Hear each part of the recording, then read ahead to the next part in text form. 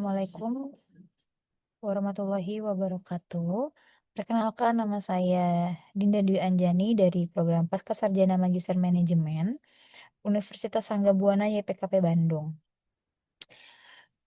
Pada kesempatan kali ini saya akan menjelaskan mengenai literatur review tentang efektivitas penerapan sistem informasi rumah sakit swasta dan pemerintah, di mana di sini memiliki latar belakang transformasi digital kesehatan adalah keharusan global. Dipercepat oleh pandemi COVID kemarin, sistem informasi rumah sakit adalah tulang punggung digitalisasi, mengintegrasikan subsistem untuk efisiensi operasional, kualitas layanan, dan keamanan data pasien, menurut Cruz et al. Tahun 2023. Di Indonesia sendiri, implementasi SIM RS meningkat pesat karena regulasi, JKN, dan akreditasi.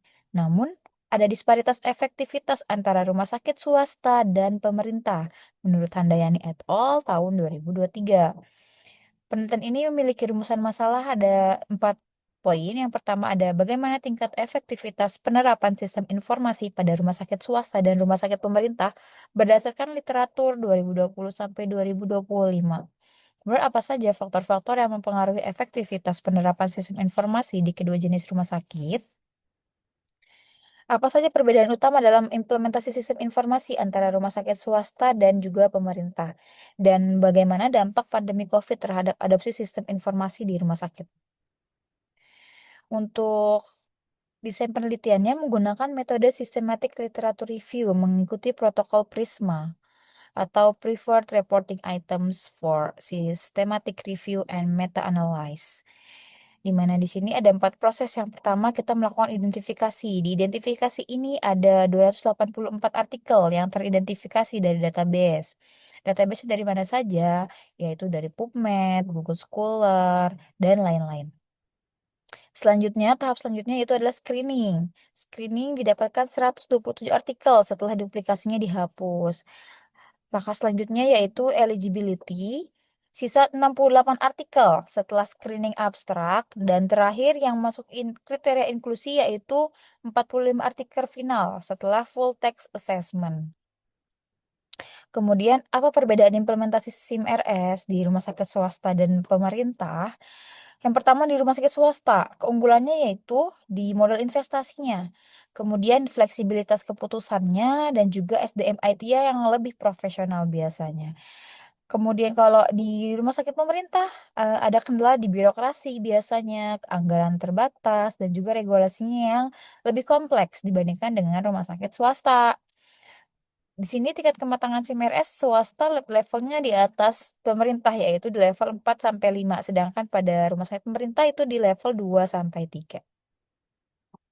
Kemudian hasilnya tingkat efektivitas implementasi SIM-RS di rumah sakit swasta dan pemerintah.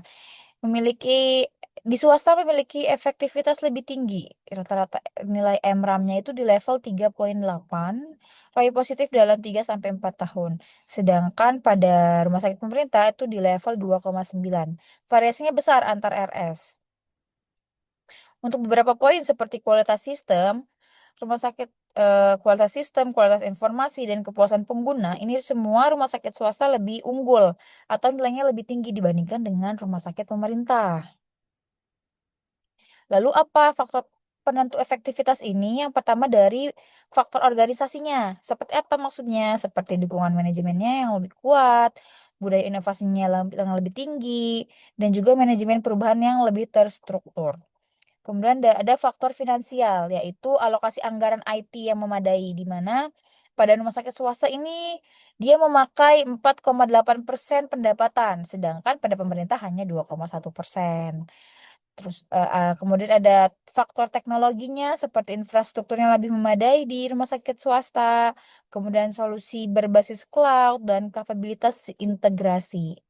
Dan faktor yang terakhir ya dari SDM-nya itu sendiri ya, yaitu para IT yang lebih kompeten biasanya karena mungkin mereka lebih banyak mengikuti pelatihan-pelatihan seperti itu. Dan juga literasi digital staff dan keterlibatan pengguna akhir.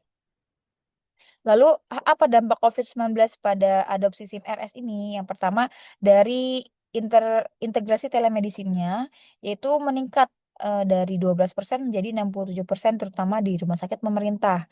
Kemudian selanjutnya ada keterlibatan pasien digital. Ini meningkat juga aplikasi seluler, yaitu sebanyak 340%. Selanjutnya dampak selanjutnya ialah di analisis datanya. Investasi analisis meningkat 280% untuk pemantauan real time dan migrasi cloud sebanyak 33% rumah sakit mempercepat rencana migrasi cloudnya. Sini hasil dampak efektivitas SIM RS pada hasil. Yang pertama itu hasil klinisnya, hanya 23% pengurangan kesalahan medis.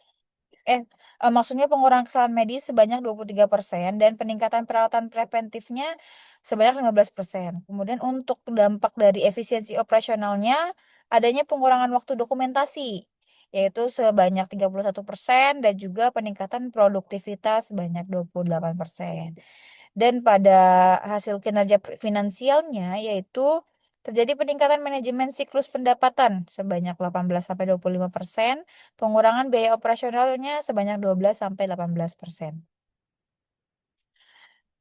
Apa rekomendasi dan agenda penelitian selanjutnya? Yang pertama dari rekomendasi mungkin bisa untuk rumah sakit pemerintah bisa mengalokasikan anggaran IT-nya yang lebih besar dan juga prosedur pengadaan sederhana, pengembangan SDM juga. Sedangkan untuk rumah sakit swasta mungkin bisa dilakukan investasi teknologi baru seperti memakai AI atau fokus interoperabilitas keamanan cyber. Untuk membuat kebijakan yaitu sarannya dukungan dana standar interoperabilitas nasional dan insentif digitalisasi. Agenda penelitian masa depan mungkin bisa dilakukan studi longitudinal dampak jangka panjang SIM RS atau studi efektivitas komparatif dengan metodologi kuat.